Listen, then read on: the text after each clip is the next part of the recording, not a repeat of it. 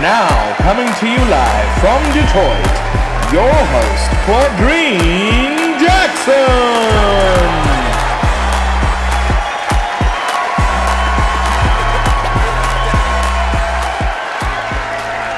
Hello, and thank you so much for tuning in to the Claudreen Jackson Show. I am Claudreen Jackson, your host for the Claudreen Jackson Show, which is my brand new version of my show. This is my new show. I have an old show also. It's called A Spoonful of Comfort. You can find it on Google, YouTube, WHPR TV website. I was about to retire. I don't mind telling my age. I'm 84 years old, and I'm blessed. I feel like God has preserved me, but I was ready to retire. And then this young man came along. He kind of changed my mind about retiring. Prophet Blaine Irving, who is my producer and my promoter, gave me a new way of thinking. And then I thought, well, because I'm 84, doesn't mean I don't have anything to offer. So I'm blessed to be here at the Detroit Historical Museum, a venerable institution. I never would have predicted that I would be here broadcasting my show. And especially since my husband was a member of the Spinners singing group. Purvis Jackson was the bass singer of the Spinners. We are in the Motor City Music Lab at the Detroit Historical Museum, and some of my husband's memorabilia is in this room. So God is still working miracles in the world. Here I am at the Detroit Historical Museum, which is amazing. Never would have predicted it. So we never know what God has in store for us. But let us start with a prayer. Dear Lord, guide me, help me, show me the way. Lord, we humbly ask that you give us the comfort of your presence and the confidence to trust in you, even when the outcome is uncertain. In fact, that's when we really need to trust in you, when the outcome is uncertain. Please calm my mind, bring peace to my heart, strengthen my spirit to carry on. Lord, give your angels charge over my watchers and my guests, and thank you for all you have done for me. We appreciate your many, many blessings. I'm going to take a short break, but stick and stay and don't go away, and we'll be right back. Tax audits, tax liens, wage garnishments. Every day we hear stories like this about good folks who are simply struggling to pay their bills. Each of them are living a frightening IRS tax nightmare, and they are afraid it will destroy their lives. I'm a divorced single mom, and my ex-husband left me and the kids with a lot of unpaid bills, including unpaid taxes. I was really starting to show my stress on my kids because the IRS had sent me a letter demanding a huge payment from me. I couldn't afford it. So then the IRS was threatening to garnish my wages. I'm already living paycheck to paycheck. That would have put me over the edge financially. It truly seemed hopeless, but then a friend at work told her to call the tax relief line. The people at the tax relief line, they told me about something called innocent spouse relief. They worked it out so that all of the taxes from my ex are not my problem. I don't know how that works, and I don't care. All I care about is that I don't owe the IRS a dime, and they are not going to take my paycheck. Even if it seems hopeless, you should call the number on your screen right now. There is absolutely no cost for the call or the consultation. You are under no obligation. If you are worried that the IRS could garnish your wages, seize your assets, even take your home, call us right now. The Tax Relief Line is here to help you. Now, you have a knowledgeable, professional team of tax experts that are ready to negotiate with the IRS and fight for you to save you money. The Tax Relief Line's professionals have successfully negotiated thousands of cases, reducing and sometimes even eliminating the tax debt for their clients. It's very easy to get started. Simply call the number on your screen right now. You don't have to live in fear anymore. The call and the consultation are free.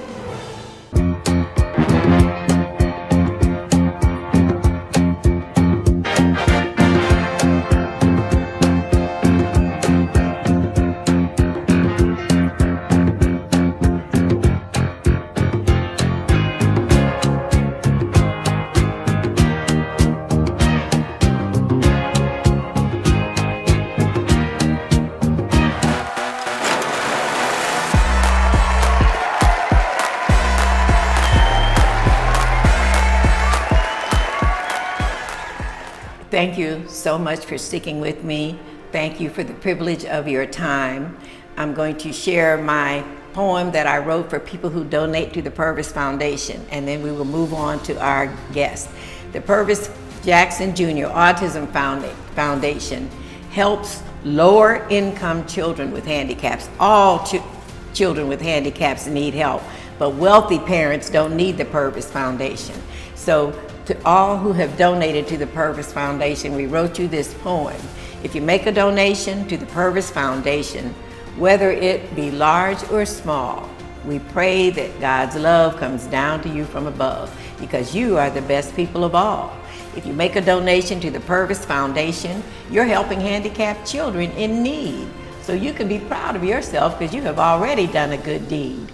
A donation to the foundation will help the situation.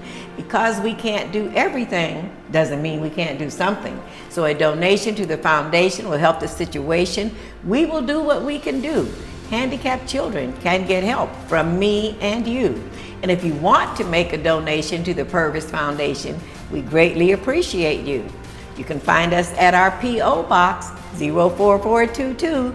The message is on your screen. So thank you to all who have donated to the Purvis Foundation. Thanks to Amazon. They gave us a large donation last year when we were on life support. And to the people who want to donate and can't donate, I understand. I've been in that situation too. Now, I am ready to introduce you. Let me tell you a little bit about our guest today. Her name is Tragil Wade, and she's a woman whose passion and dedication are shaping the lives of young girls across the nation. So she is the founder of America's Big Sister Foundation. Tragil Wade is the sister of NBA legend Dwayne Wade. She is embarked on a mission close to her heart to uplift, empower, and educate young ladies in underserved communities. To uplift, empower, and educate young ladies in underserved community. Her nonprofit organization is a beacon of hope, a force for positive change, and a testament to the boundless potential within each and every one of us. And as a retired teacher who was working with young girls, I am very proud of her for doing something that's very needed, but most people didn't realize. Hi, Tragil. Thank you so much. Hi. Thank you so much for joining us. Thanks you so much for what you are doing. I am a retired teacher, and I also have a foundation. But as a teacher, I know that young girls need what you have. So can you tell us about America's Big Sister?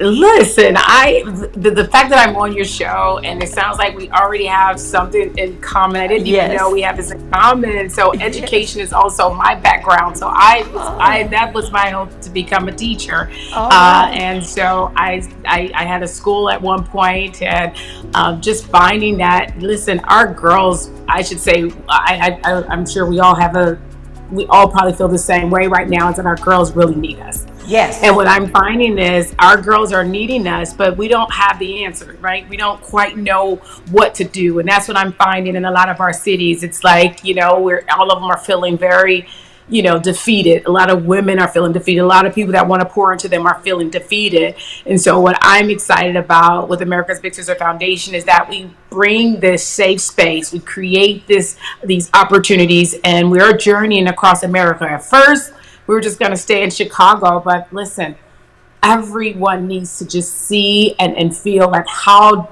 and I should say, just know how to really get these girls in a room so we can begin to have some hard conversations. And I see you're trying to help with our future citizens to nurture a generation of independent, goal-oriented, and self-sufficient. These girls that you are working with will be self-sufficient women who will help shape the future. So we want to find out about this endeavor. You have struggles and triumphs, and you're helping lives to flourish. But I already know the answer because I have a foundation too. So I know you have struggles. But Can you tell us a little bit about the struggles? Oh wow. This, you know what? I think when it comes to the struggles, it's pretty much getting the awareness out enough so people can understand that yes, there is a need. Our girls are suffering. Creating a movement is like what I like to call it is by educating everybody.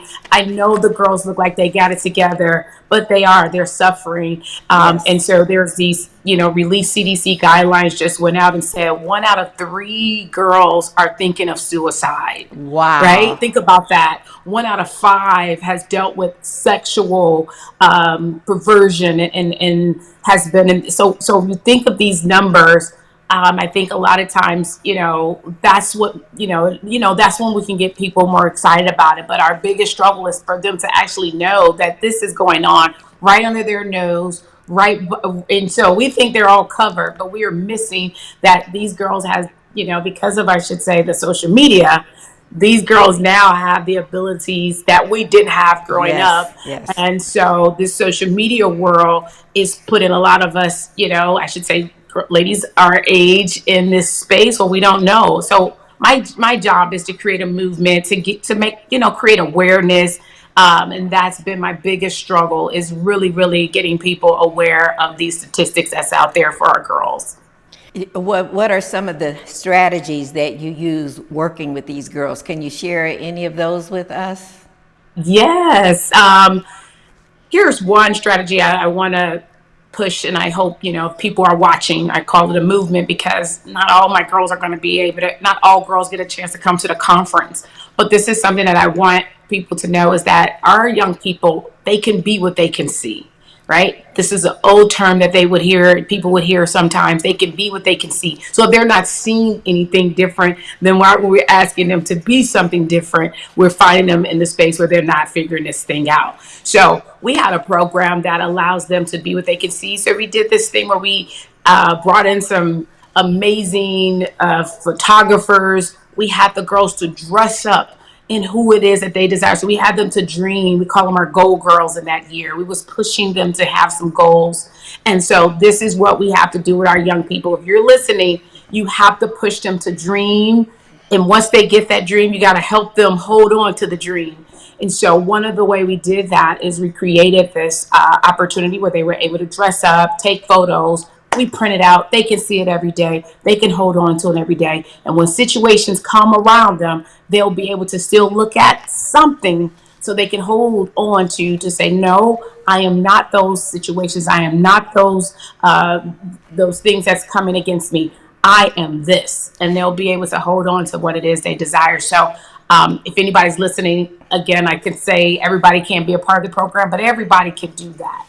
Get these girls to see something different in themselves. So I see that you have made an impact on over 3,200 girls since 2022. That's amazing. You have done as much as my foundation has done in 10 years. So, my God. It hasn't been me alone, right? So yeah, this sounds like something like, yeah, I know when you hear those numbers, but it hasn't been me alone.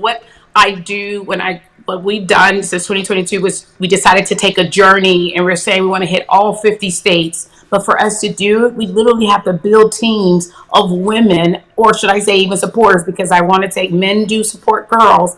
We got to build these teams up in these different cities and pour into them how to really push this program. And I am, when I tell you, I'm overwhelmed, and I appreciate these women so much that they all stand up. And every city we go in, they give it their all. They pour into them. They're transparent.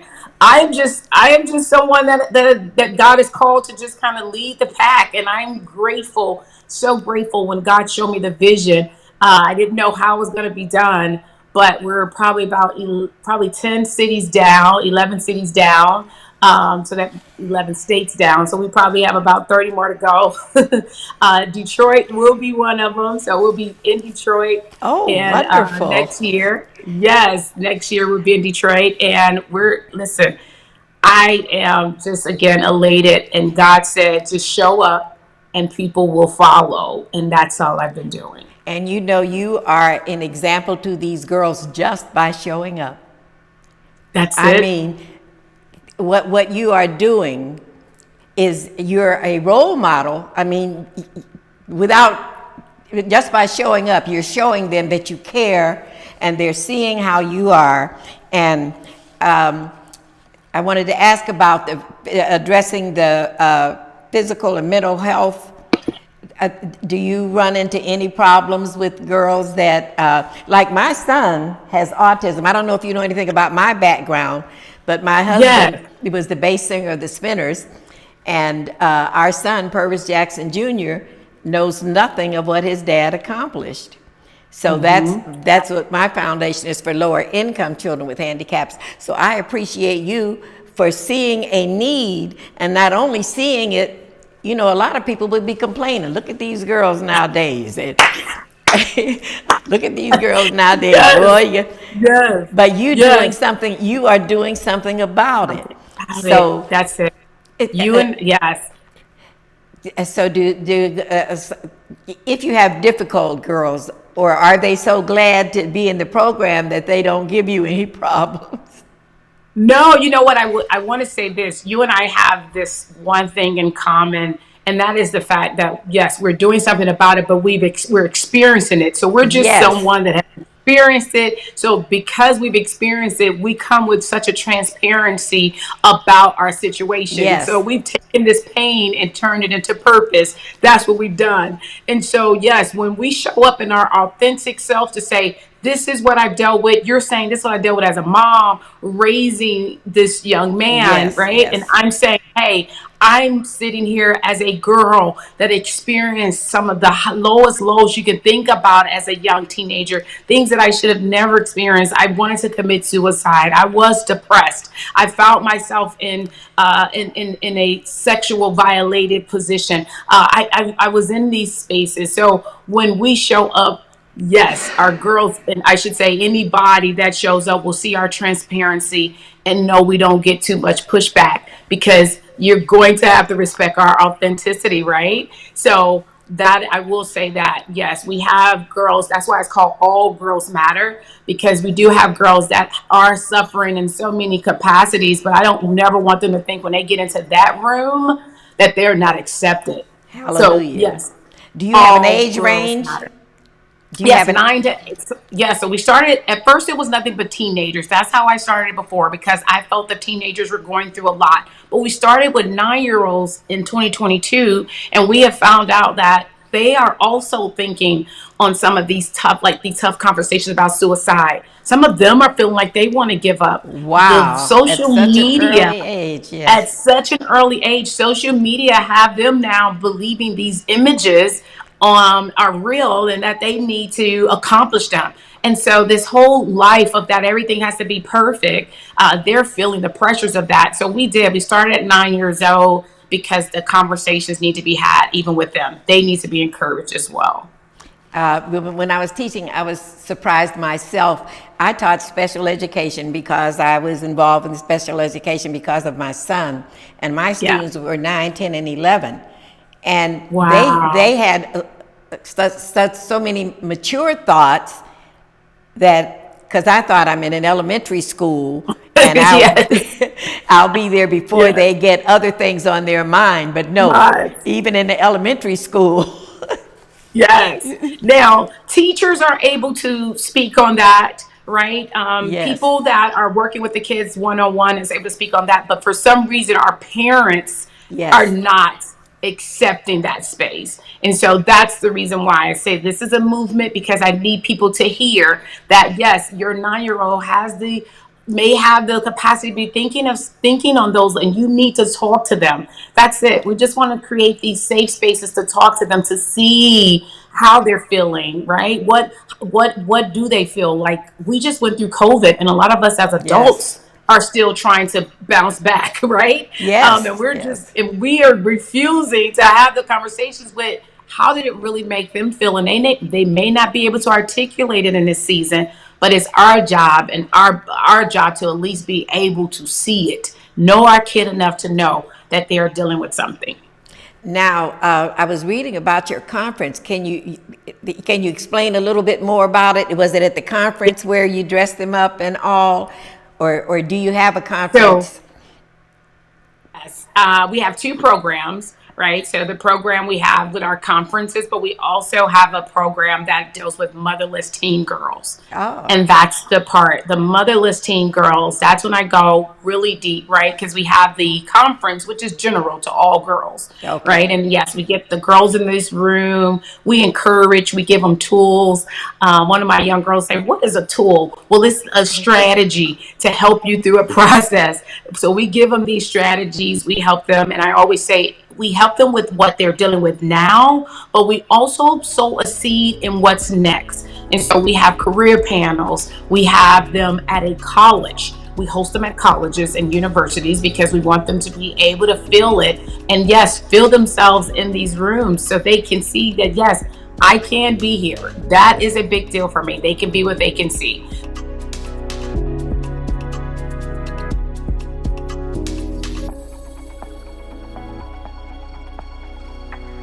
Has your heater busted, computer crashed, appliance broken? Then you need ARW Home. Life's been pretty worry-free since I got covered with ARW Home. Don't waste thousands of dollars on air conditioning, appliance repair, and replacements. Save that money with ARW Home. Protection plans that cover household appliances, systems, and electronics. My air conditioning broke on a Sunday. I called ARW and they came out and fixed it right away. Get your free quote today. Call or go to arwhome.com now.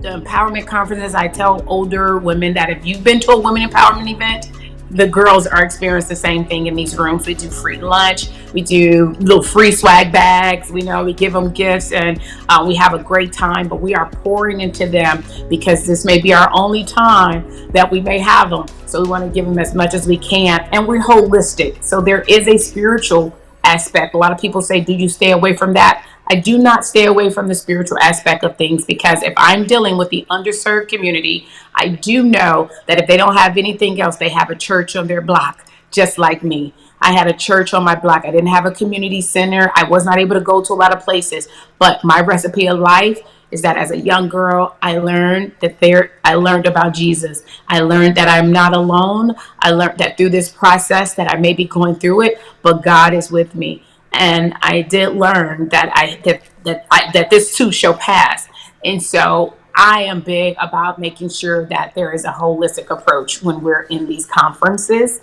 But it's also the same way with our motherless teen girls, making sure that they see it, that they need to dream it. So that is where that dress up part comes in at, those motherless girls. Yes. So I see that you're building confidence in the girls and leadership skills. And Yeah. like I said, my students were 9, 10, and 11, and I had to actually teach my girls how to sit and not wear mini skirts and not have their legs closed.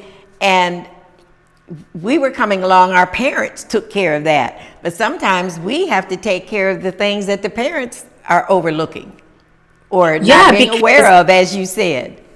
Yep. So my mother, even when I think about my motherless teen girls, someone say, well, you're motherless teen girls. All of my girls, some of my girls' mom are deceased. Some of my girls' moms are not, are addicted to drugs. Some of my girls' mom is, are dealing with mental health, but some of them mom's time is spent. So what we're missing in our days now is that a lot of our women are working and the village is not there. And so we don't have the village anymore. A lot of us don't even want to say anything to the girls anymore because, see, when you were teaching, you were able to say something, and now you say something, and then it's a problem. Absolutely, so that's the absolutely. reason. This is why these rooms are necessary because they're all in here at one point, and we're pouring out what we can to these girls. But we need to get these conversations happening again. We need to say something. We need to speak to these girls again. We got to say something. Other than that, they're learning off social media. They're learning off of YouTube, right? And so we got to create these, teaching moments. We don't do teaching moments, right? You see something and you're instantly upset. But instead of saying, no, this is a teaching moment, let me pull them to the side. Let's talk about it.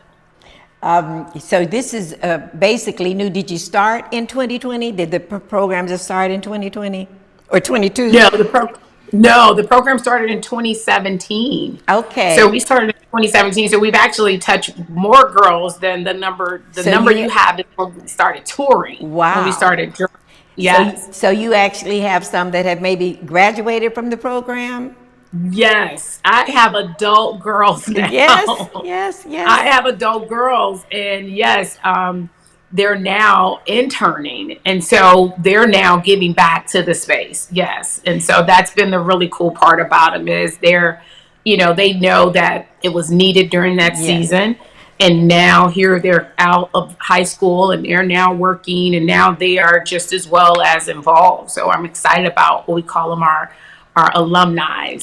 Now, tell me a little bit more about you, because you mentioned you mentioned something about your background, but there was something that I wanted you to how you got interested in doing this and had the motivation to actually quit talking about it and do it. So a little bit about your background. So I literally, like I said, growing up as a kid, went through all of this, but never knowing that God was going to use it. I just did not know how. So now, isn't that amazing?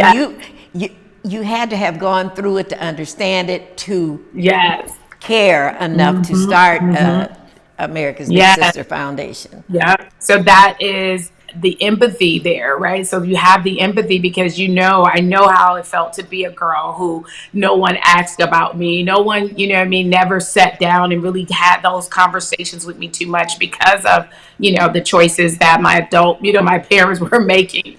But I am excited today because I get a chance now to help that group of girls. They say, well, much is given, much is required. So what has happened in my life is that I ended up with an amazing young brother who played in the NBA, who's now a Hall of Famer, that I was able to work with his foundation. So for the last 10, 15 years, I worked with him and his foundation. And when he retired, the door opened for me to now do something that actually was big for me. So he retired. 2017 is when I started it. Right. 2019 is when he retired. So you think that if it hadn't been for his foundation, do you think you would have gone that way? The Purvis Foundation was my husband's idea. Purvis Jackson, the bass singer of the Spinners, we were working on the foundation. I've written a book about our son too, called Inspired by Autism. But we were working on the foundation, and he passed away. He wanted it to be called the Purvis Jackson Foundation. I wanted to call it something else.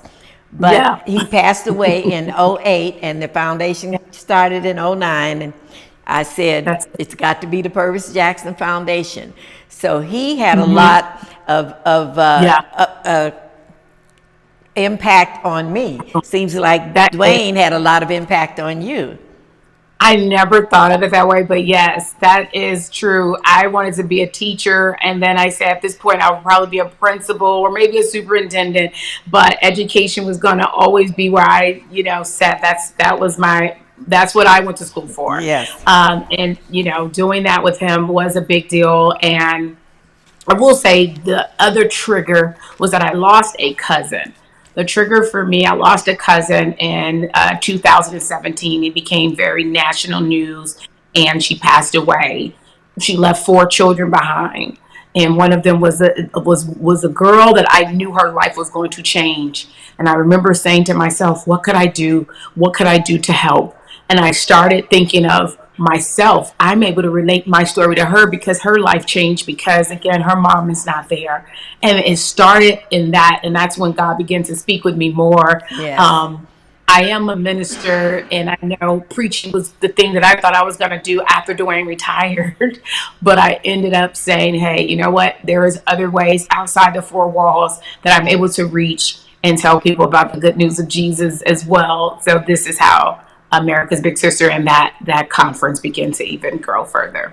So I'm glad that you worked on the spiritual component with them too, because that was as I was teaching prayer and paddling were both taken out of the schools. Those were our two bookends. But I allowed prayer. I didn't tell them what to pray, but we had silent prayer sometimes. And I was teaching when 9/11 happened. And my students were terrified. Parents were coming, taking their children out of school. And I didn't know what was going on because we didn't have media in the classroom. And when they came back to school the next day, there was no teaching the regular curriculum. We had to discuss 9/11. So they drew pictures and we talked about it and we prayed for the survivors and we prayed for the helpers. And we did that silently. I told them, whatever, we'll have a silent prayer. So we prayed for the survivors. We prayed for the helpers, and that was it. And they drew pictures, and we spent the whole morning on 911. That's so good. That's good. And I thought if any parent gets upset about prayer, but none ever did. And because even for the holidays, I would say why we celebrate Christmas, why we celebrate Easter. It's not just to get gifts and things. So I'm sure you do those kinds of activities too. So it's funny. Yes, absolutely. If someone's listening right now, that strategy you just mentioned can be done at home. We have PTSD moments with these in our own home. These kids are traumatized in some way. But what if we sat down and told them to draw? Because one of the things I know is that they can't articulate it. You know, they don't have the verbiage. They don't. But could we draw it? Could we talk about, the word? Is it sad? Because it's a therapy that could happen within our home, which will at least keep our girls and keep our children healed, right? Because they're so broken because none of it got addressed. So you just addressed the situation at that moment, at that time. You took a day to do it. So they didn't have to walk with that pressure of what just happened and no one explained it. That's all I'm trying to create a movement on. You're hitting it on the head. You're not even a part of the American Business. I'm going to have to put you on the program now because it's like literally just something small like that allows our young girls, or should I say our children in general, to be able to express and get some of that weight off. Other than that, they're carrying this weight. They're carrying it and now they don't know what to do with it. And so that's why they get so heavy in their spirit, and our parents are trying to figure out what's wrong with y'all. What you ain't got to pay no bills, but just that one thing is just so amazing that you did that for them. Well, we had oral time every day because I wanted them to be able to express themselves. They're in special ed now. They weren't happy because the regular ed teachers would say, oh, you're going to have to go to special ed. So it was kind of like a punishment. So I had to try to get them to like being in school. And I did with a lot of reward and giving them oral time. Well, I had one student who never would, when we had oral time, they could stand at their seat and talk. We had a topic and they could say something about it. And she was always so shy and so quiet that she would never be a part of it. So then one day she finally decided, Miss Jackson, can I talk today? Can I do oral time? And I said, yes. She stood up, she got to the front of the class, and then she said, I can't do it, everybody's looking at me. Listen, but you know what? She got one step closer to be able to let it out, right? Yes. At the conference, I always say, once we're transparent and once they hear so many of our stories and testimony, I always say by the end of our conference, I'll say right within those last 2 hours, I would do an open mic because that's when they do feel like, oh, wow, I can share my story now. I feel comfortable, and I do have some of them write. I'll say, write down your question if you're shy, but I need to make sure that they're all in some form of fashion communicating some kind of way, but everybody don't communicate the same. It's time for me to go.